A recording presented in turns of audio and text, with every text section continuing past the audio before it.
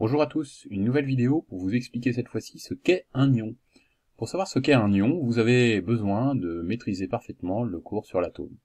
Pour rappel, dans la classification périodique, Mendeleïev a classé les atomes, les éléments, suivant leur numéro atomique croissant. Le numéro atomique de l'hydrogène est 1, celui de l'hélium 2, lithium 3, etc., etc. Le numéro atomique a une double signification. Il indique le nombre d'électrons présents dans l'atome, qui gravitent autour du noyau, mais il indique également le nombre de protons présents dans le noyau. Ainsi, quand on regarde pour chaque atome de la classification périodique, il y a autant d'électrons que de protons, autant de charges négatives que de charges positives, l'ensemble est électriquement neutre. Ainsi, pour l'oxygène ici présent, 8 électrons, 8 protons, autant de charges positives que de négatives, l'ensemble est neutre.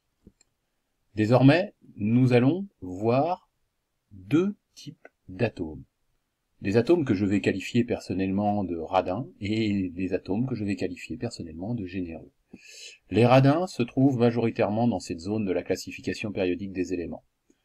Les généreux, ils se trouvent ici. Alors les radins peuvent capter quoi et les généreux peuvent donner quoi? La seule chose qui peut sortir d'un atome, ce n'est certainement pas ce qu'il y a dans le noyau, c'est assurément ce qui gravite autour du noyau, à savoir les électrons. Les atomes ici présents vont avoir tendance à céder un ou plusieurs électrons, et ceux, ici, vont avoir tendance à capter un ou plusieurs électrons. De ce fait, que se passe-t-il?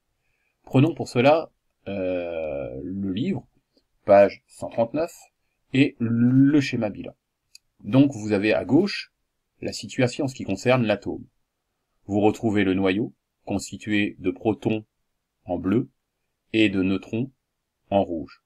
Pour savoir le nombre de neutrons, je vous le rappelle, vous avez besoin du nombre de masses, mais ce n'est pas le propos ici, nous n'avons pas besoin du nombre de masses pour raisonner sur l'ion. Donc autant de boules bleues que de boules vertes, et l'ensemble, l'atome, est neutre. Dans notre cas présent ici, 6 électrons, donc Z égale 6. Si l'on se retourne vers la classification périodique, il s'agit du carbone. Donc ici, l'atome de carbone est représenté, 6 électrons et 6 protons. Maintenant, prenons deux autres exemples. À droite, nous avons l'explication des ions. Un exemple d'ion positif, qu'on appelle un cation, et un exemple d'ion négatif, qu'on appelle un anion. Dans ces deux cas, nous avons des ions simples, constitués à partir d'un seul atome. On les appelle donc des ions monoatomiques. Regardons ici, 11 électrons. Z égale 11, si nous regardons la classification périodique, vous avez le sodium. L'atome de sodium va se transformer en ion. 11 électrons, dans le noyau, 11 charges positives, 11 protons. L'élément sodium a tendance à être généreux, et en l'occurrence, lorsqu'il va rencontrer d'autres atomes, des atomes radins forcément, qui vont chercher à lui piquer des électrons, eh bien que se passe-t-il? Il ne va plus y avoir une neutralité de la situation. Ici, un électron disparaît. Il n'y a dorénavant plus que 10 électrons, 10 boules vertes, et 11 charges positives, 11 protons. Il y a un déséquilibre des charges. Si vous faites la synthèse de tout ceci, il y a un excédent de charges positives, une charge positive en trop. L'atome s'est donc transformé en cation, en ion positif. Dans le cas du sodium, de symbole grand N, petit a, Na, nous allons indiquer en exposant en haut à droite le nombre de charges excédentaires ainsi que la nature de ces charges excédentaires. Ici, c'est une charge excédentaire positive. Nous mettrons donc Na et en exposant plus Na+. Pour l'atome suivant, il s'agit d'un atome dont le numéro atomique est 17. L'atome ayant pour numéro atomique 17 est le chlore. Ainsi, l'atome de chlore possède autant de charges négatives que de charges positives. 17 électrons, vous pouvez compter les boules vertes, 17 charges élémentaires positives, 17 protons. Ici, l'atome de chlore est un atome qui a tendance à être radin, qui a tendance à piquer des électrons à d'autres atomes, qui eux sont généreux. Par exemple, pourquoi pas, l'atome de sodium dont on a parlé précédemment.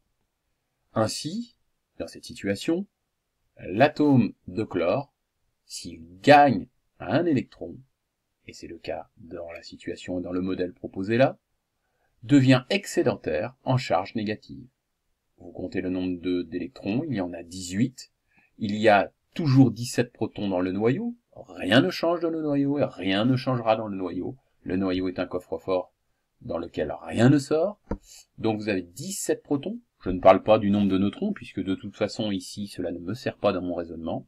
17 protons, 18 électrons, il y a donc un excès de charge négative, il y a une charge négative en plus.